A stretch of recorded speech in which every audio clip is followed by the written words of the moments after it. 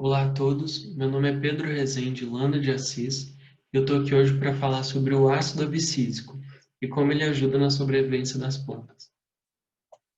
O que é? Esse ácido ele é um hormônio vegetal encontrado em todas as plantas vasculares e em todos os órgãos vegetais.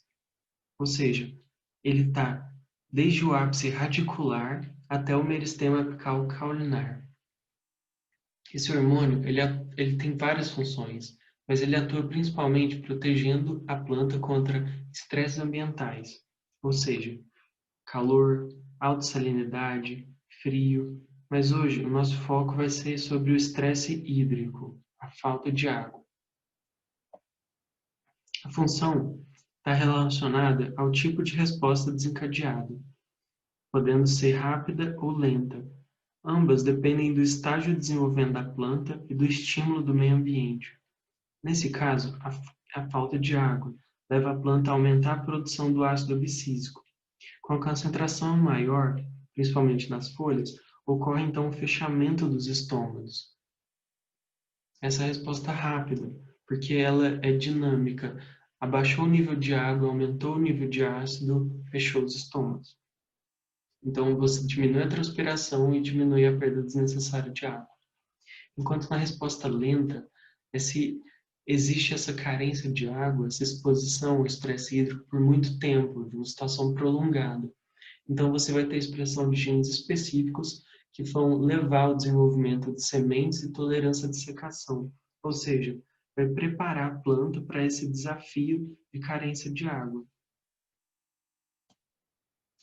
No caso do fechamento estomático, todo esse processo ali envolve o acúmulo de cálcio no interior da célula guarda, resultando em sua despolarização. A célula guarda são essas duas células que compõem de fato esse orifício, o estilo, estão ali em volta. E com o aumento do hormônio nas folhas, você tem a interação dele, ele se liga a um receptor na membrana dessas células e desencadeia a produção de espécies reativas de oxigênio, como o peróxido de hidrogênio. Essas espécies reativas vão interagir com canais de cálcio e que vai ocorrer um influxo de cálcio para dentro da célula. Esse cálcio, então, vai até o vacúolo e vai interagir com os canais do vacúolo, acontecendo liberação de cálcio, potássio e cloro para o citoplasma. Isso vai aumentar a quantidade desses íons no interior da célula. Só que após isso, a célula vai expulsar para o meio extracelular potássio e cloro, ficando só um aumento muito grande, uma quantidade muito grande de cálcio dentro da célula. E isso vai levar então à despolarização da membrana e, consequentemente, à modificação ali das células guarda que vão se encostar e fechar o orifício, né, impedindo a transpiração e economizando água. Outra função muito importante do ácido abscísico é sobre a dormência de sementes. Ele inibe a viviparidade. Viviparidade é um conceito sobre o desenvolvimento, a germinação de sementes na planta-mãe. Então, ele impede essa germinação precoce. Ele mantém a semente nesse estado dormente para que ela só possa começar a se desenvolver quando o ambiente estiver mais propício. Então, o ácido ele estimula o acúmulo de reserva, né? O, o melhoramento das sementes, por assim dizer. Né? E ele faz isso através de acúmulo de proteínas LEA, que estão relacionadas ao desenvolvimento embrionário posterior das sementes, proteínas desidrinas, que estão relacionadas à tolerância de secação, a esse enfrentamento na carência de água, ao acúmulo de proteínas RAB, que estão relacionadas à resposta ao próprio ácido abscísico, que vão ajudar no processo de desenvolvimento. E a água, ela estimula a germinação. Ela é uma das maneiras de se quebrar a dormência da semente. E ela faz isso ativando e mobilizando as reservas armazenadas, dando início aí ao processo de crescimento. Os mangues eles são um exemplo muito legal de como a viviparidade e o ácido abscísico se relacionam. Porque nesse ambiente, ele é uma situação muito salubre, existe um alto grau salino, e é um ambiente que não favorece aí o desenvolvimento das sementes por conta disso.